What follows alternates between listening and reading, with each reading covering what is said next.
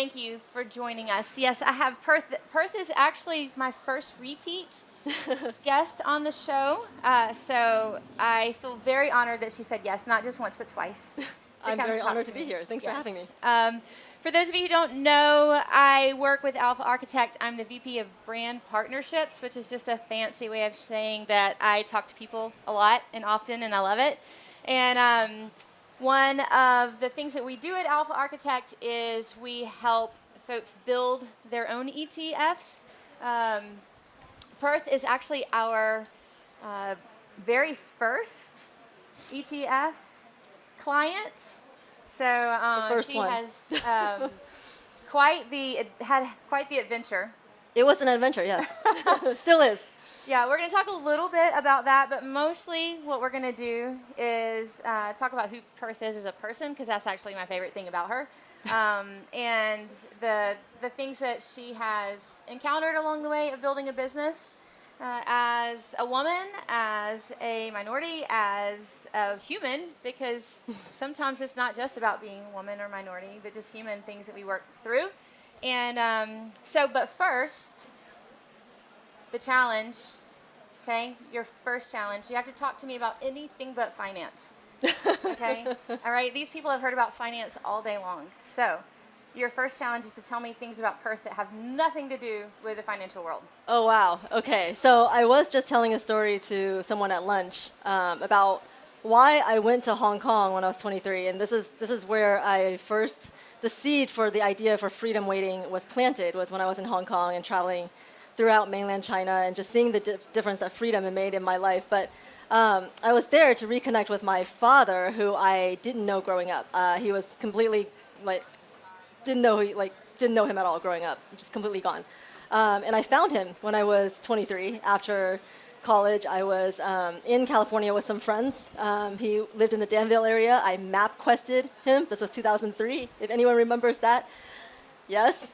And found him at his house, basically. He was there. He lived in Hong Kong, but he was at this California house for 2 weeks out of the year, escaping SARS. So the reason that I was in Hong Kong was to reconnect with family, specifically my dad, who I didn't know growing up.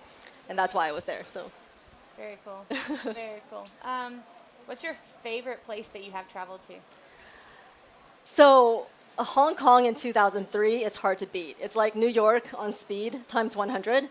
Other than that, I've had the fortune of living in Southern California, and the Southern California area is actually one of my favorite spots, and I just like the coasts, the West Coast, East Coast. And I now live in the very center in Texas. So Texas, that's right. Yeah, so I'd say probably tie between California and Hong Kong. Although this summer I went to Copenhagen. Yeah. Because we are doing a joint project with the Human Rights Foundation, who runs the Oslo Freedom Forum, and we spoke there. And the project is called defunddictators.com. If you want to check it out, you can basically put in any U.S. listed emerging markets ETF and see the dictatorship exposure in there. So we were there presenting that, and Copenhagen was amazing. So I also love Copenhagen. Awesome. Yeah. I'm jealous. That's on my bucket list. Okay. Yeah. I'll take you. Okay. Perfect. Yeah. Let's do it. Back to meeting your dad at 23. Yeah. So I was born in China. So I was born in Beijing, and when I was 1, my dad moved to the States. In China at the time, I was born in 1979. You couldn't all come out at once. So my dad came when I was 1. My mom came when I was 4. And I came to the States when I was 9. So I lived with my grandparents when my parents weren't there. And so I didn't know my dad growing up, and they had gotten divorced by the time I got here. So I lived with my mom. My dad was like completely AWOL, nowhere to be found. So yeah, I didn't find him until I was 23. That was interesting. Wow. Also found my half-brother at the same time, who was 8, and now he's 27. So Still connected? I'm still connected with my brother and my stepmom. Yeah. Cool. Wow. That is a little bit of a glimpse into the tenacity that you have about business. So that's kind of cool for me, but also... I've never told that story before at a conference. Yeah? Now I've told it twice in one day. Yeah. That's awesome. Yeah. So again, one of the things I love about you is just your tenacity. That speaks to it. That story that you map quested your dad. Yeah. in Hong Kong to find him. That was in California, but yeah. And then I followed him to Hong Kong, or he invited me. He and I went, invited you? Yeah. Is one of the things that we learned about on the last time that I interviewed you was that you were in wealth management. You worked with people and kind of came out of that experience in Hong Kong, right? Yeah. That you found your people in wealth management who were looking for this, looking for ways to invest that aligned with their values. And Yeah. so tell us a little bit about that experience at Fidelity, because what I'm very curious of is we've got advisors here, like, why didn't you stay there? So we'll talk about that, and then why ETF world? What about financial advice did you like, and then where do we go from there? Yeah, so I was an advisor with Fidelity for 10 years. This is right after coming back from Hong Kong. When I was in Hong Kong, I did interview for some banking jobs, but as you guys know, I was not there with a visa. So there's a way to renew your visa every 90 days while you're there. So I did that for about a year. But I was on a visitor visa, so I couldn't work legally. So I was unable to actually work at a bank. But when I came back, but all the banks that I interviewed with said you should do private wealth, which is being a financial advisor here in the United States. So when I came back, that's exactly what I did. And I worked at Fidelity for 10 years here in the LA area. I was in Pasadena and Thousand Oaks. We opened up the Thousand Oaks branch. And also in Houston. So I had clients at Fidelity who were also not native to America, who came from Russia, Iran, and other very unfree places, who said to me, my Russian client said, I don't want to invest in Russia because it's like funding terrorism. And that turned out to be very prescient. And I felt the same way about China when, I don't know if you guys recall, in 23, 24, everyone wanted to invest in China. All my clients wanted to invest in China. I had guys investing in, like, putting $1 million in and taking $2 million out the same week, investing in China, like that during that time. So 2006 maybe when that happened. But I personally was like, I'm not going to do that because I know what actually goes on there. And so I wanted to make a way for investors who wanted that emerging markets exposure without funding autocracies. And so that's where this idea came from. And I was at Fidelity from 2004 to 2014. During this time, I saw the rise of passive and the rise of indexing and how beneficial the ETF structure was for investors. And so I always wanted for this to be an ETF ever since the idea was started. So that's kind of how we got here. So tenacity, like, I'm going to go after what I want, right? Yeah. And then layered on top of that, something that's so unique to you is the experience. Not just the experience of going to Hong Kong or going to China, but the experience of living there, the experience of living inside the structures that you knew could fail in an economic way. And that drove a passion that I think is different than when somebody is out searching for a great idea. Like, what's a great idea? I think this is a cool way that I could make money. What's a great idea? What's a great thing that I could do in this space? Versus, like, this is a passion in my heart. This is a lived experience that I have. It feels like something that needs to be brought to the world, and I'm tenacious enough to go do it, right? So I think the thing that made it easier for me to be what you're calling tenacious is I always knew this was not my idea. Like, the idea of freedom, I mean, that's not my idea. Like, that's bigger than me. And so I just knew that it had to exist. And in the emerging market space, all of the funds that we had access to before the freedom-weighted solution was, kind of funding dictators. And so there were, at the height of inclusion of the MSCI indices, 40% in China in 2020 of August 2020. Now it's down to like 28%, so it's much better. But that's because of drawdown. But there was still a lot of Russia. So when Russia invaded Ukraine, we saw that implode in these funds. And then there's still, Saudi Arabia, Egypt, Turkey. In the emerging market space, there's just a lot of autocracies. And so I knew there had to be a way to invest in emerging markets without funding dictatorships. And also, there are a lot of benefits to freedom. So in the freer countries, you do have, higher rule of law, better institutions, more protections for individual and investors. So they do become kind of the safe havens for the emerging market space, especially in a crisis situation.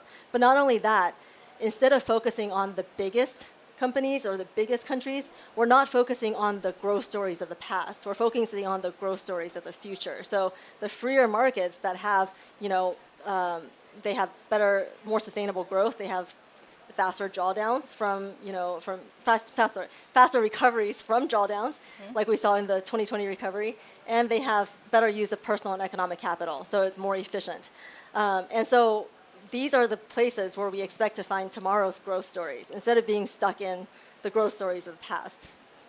And I love that. And to add to that was something that I think we talked about on the podcast, or maybe around that time we had a discussion about it. Part of the issue with economies that are built on dictatorship is the inability, really not the ability, but the inability for the market making space to happen in a way that is fair and accessible. So will you speak to that for a minute? Because that was, for me, that was different. I didn't ever break it down to the fact that because there are dictators controlling the markets the way that they do, there's not as much access, and there is not just for the people, but for the people to be on the platform. That was different for me. Yeah, so I think you're referring to, like, for example, in China, we had 30 years of phenomenal GDP growth, right? So now they're reversing all those policies that made them grow, but we did have a lot of growth in the last 30 years, very real growth in the country.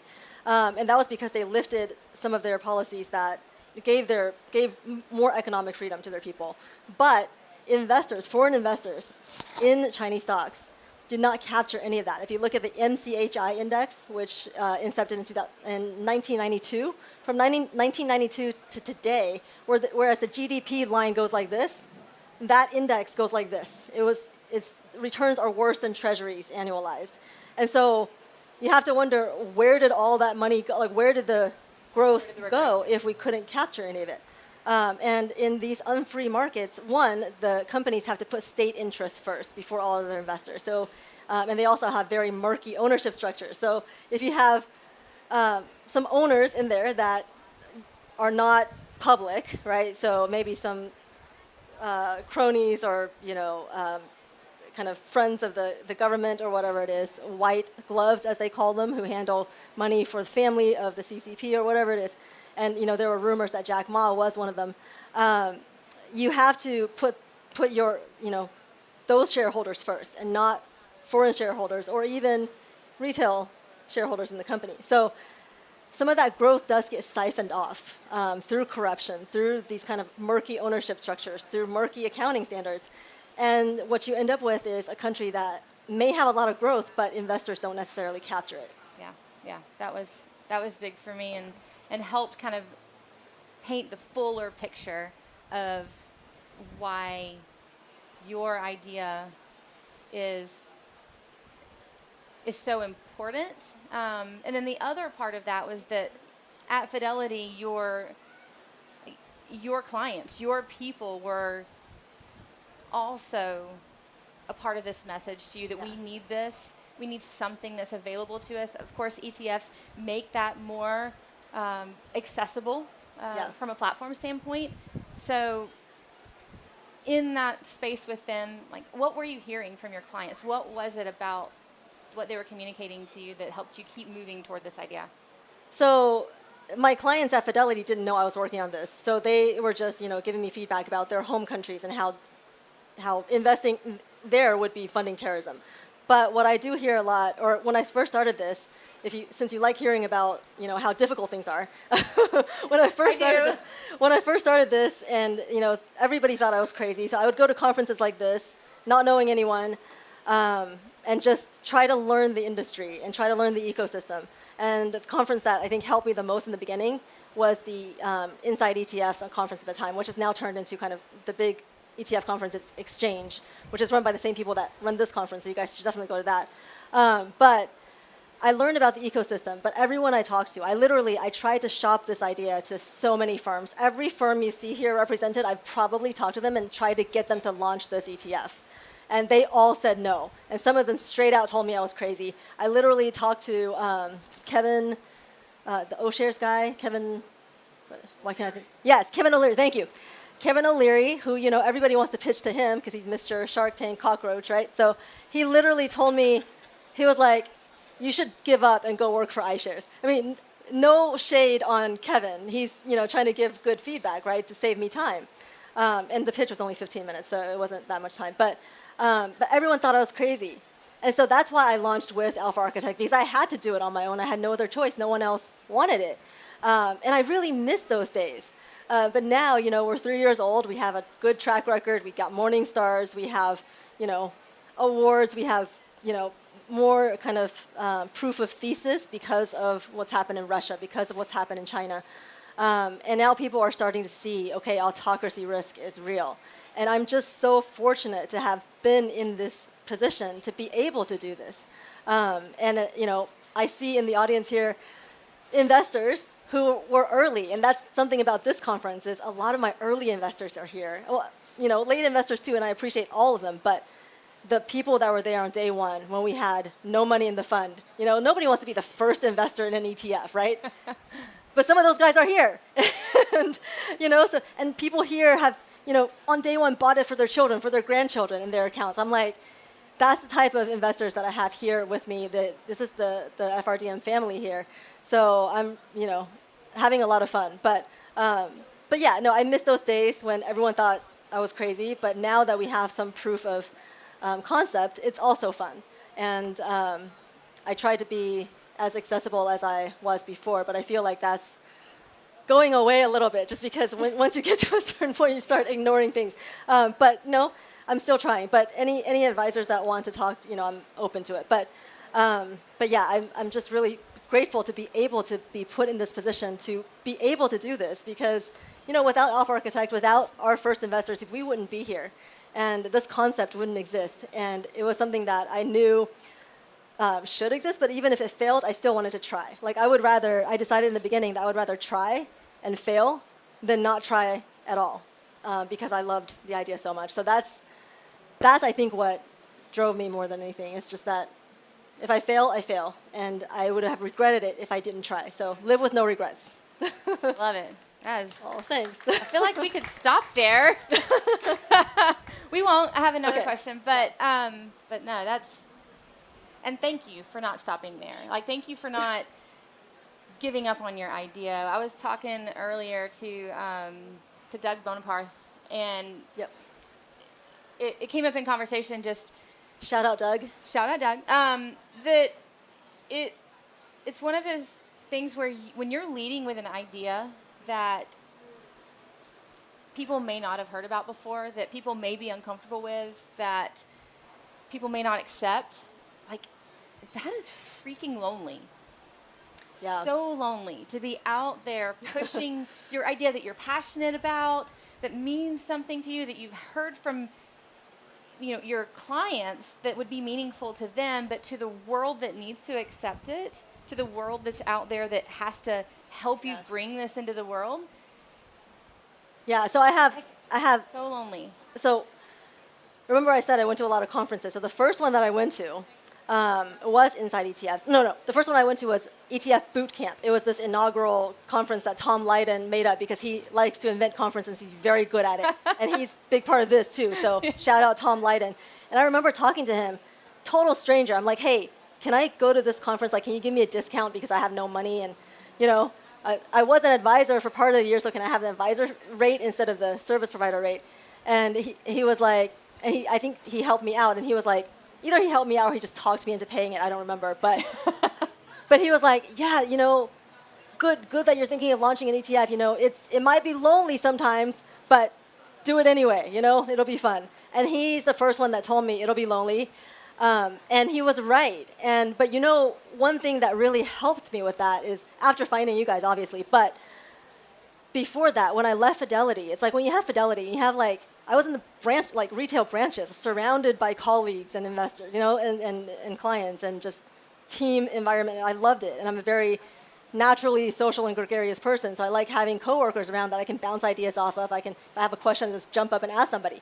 And then all of a sudden, you're an entrepreneur, and you're basically all alone. And then I discovered Twitter. That's right. And it was over after that. So there is a Twitter, addiction, FinTwit and all of that. And I try to, I stepped back a little bit until I got here, and then got excited again. But Twitter was a way for me to kind of get my ideas out there. Also, when you have a new ETF and you have no marketing budget and no PR budget, you can't afford a sales team.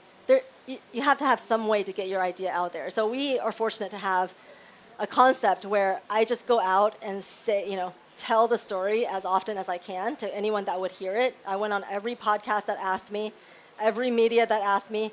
I still basically do. And now I have to be a little more selective because there's so many requests. But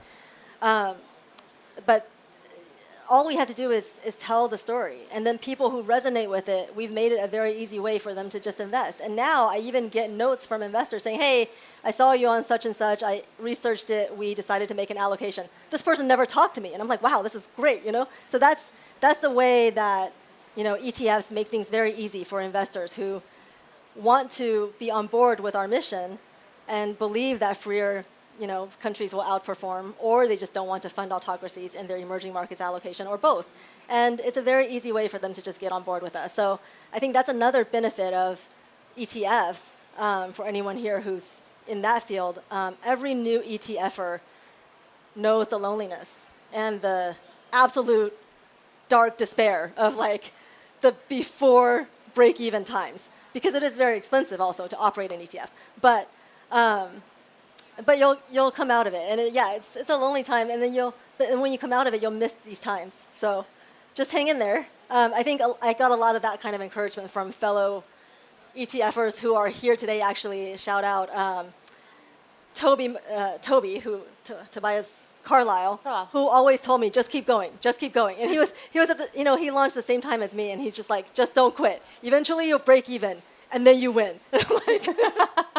He literally said that. And so these little encouragements, I'm not one that needs a lot of outward affirmation, I feel like, but it does really help when you're an entrepreneur to have other entrepreneurs around you. And that's why these conferences are important. That's why families like the Alpha Architect family are important, is that you come alongside each other, and you're a team and you're a family, and tomorrow I'm going to be debating Jason Shu, who has ETFs that are the total opposite concept of mine, basically. And, we're like brothers. And so yeah, it's important to have a community around you. Good thing we're having conferences again so we can build that again. But that was extremely helpful, just the first day investor community and the ETF community at large. One of the things I think I heard in there was that you had the belief in your own idea. And I think when you're thinking about success and the idea of success, there's this almost trifecta of belief, and there's one aspect of that of other people believing in it, but really the motivator, the driving force of that belief has to come from inside. I believe that. That's just because what comes from the outside is their confirmation that the need exists. That's not really their belief. It's just their confirmation that this is going to solve a problem. This is going to help in a meaningful way. They're just confirming that belief that you've already established. Yeah. And then, like you mentioned, just really hard work, right? Yeah. Staying the course. And so which is a lot of patience. A lot of patience. Work involves not always just working, right? Yeah. Sometimes it's just patience Yeah. that what you've done is enough, and close the book, go to bed, try again tomorrow. And so, like, looking at all three of those things, the hard work, the belief in yourself and in what this meant and what it could be, and then the confirmation from others, like what piece of it, what pieces of it came together first, or like what was hard, like what were the hardest pieces of that for you? Because I'm just gonna say it, you're successful. Like we've established this is a successful ETF, successful idea. Now, what part of that success was really some of the hardest? I do like to talk about hard things, so let's indulge me for a minute. What are the hard things?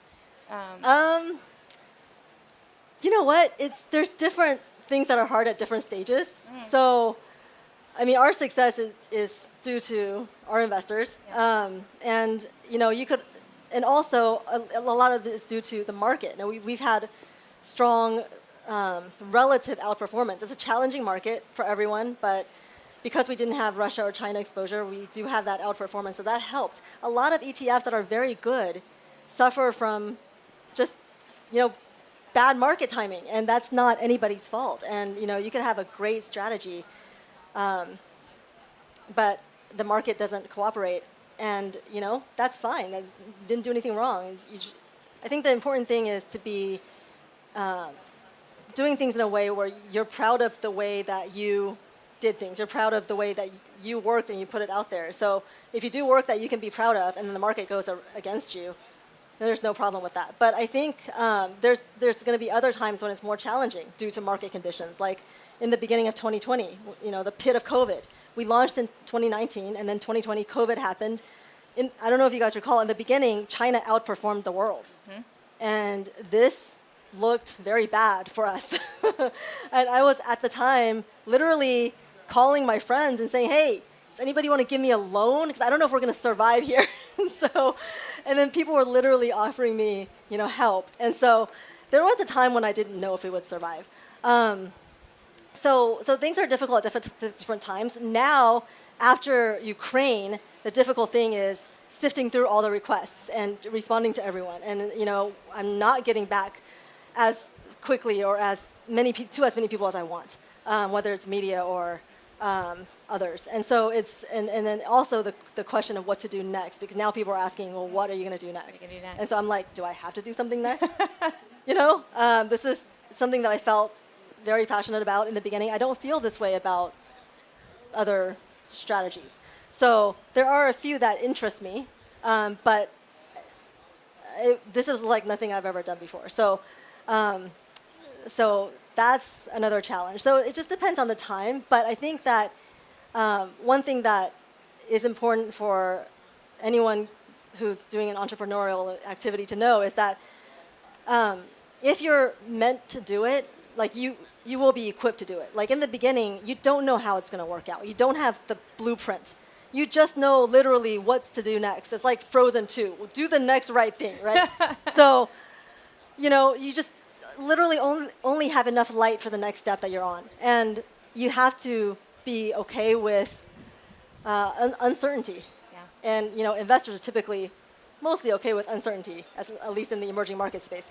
And you have to be okay with not knowing the future, not knowing if you're going to fail. So when Serena Williams retired, and people were saying, well, she's saying that she's retiring because she's a woman. And I was like, yeah, I'm absolutely on board with that. But you have to understand, she has to be number one. Like, it's much harder for her, Like, when I went into this, I was like, I don't care if I'm number 500. I just wanted to exist. I wanted to be there for the one person who wants to invest this way, for that to be possible. So yeah, I think one thing is, maybe if you have an idea that you're willing to fail at, be number 500 at, but you just think it's going to be out there, you will be equipped to do it. You don't have to know how it's going to work. We have ideas in the pipeline now that we don't know how it's going to work. Frontier, for example. I'm excited about that one, actually. Don't know how to get the liquidity. But, if we end up doing it, I'm sure we'll figure out a way. But no one else has yet, and that's why it excites me. But, yeah, no, it's there's different challenges at different times. But I think, if you're investing according to something you do actually believe in, if you're, starting an entrepreneurial pursuit that you believe in and that one that when you do it, it kind of gives you life or makes your heart sing. Like you will be equipped to do it, whatever it is. So nothing's going to stop you. I love that. One of the questions that came through is there anything you wish you had done sooner or differently?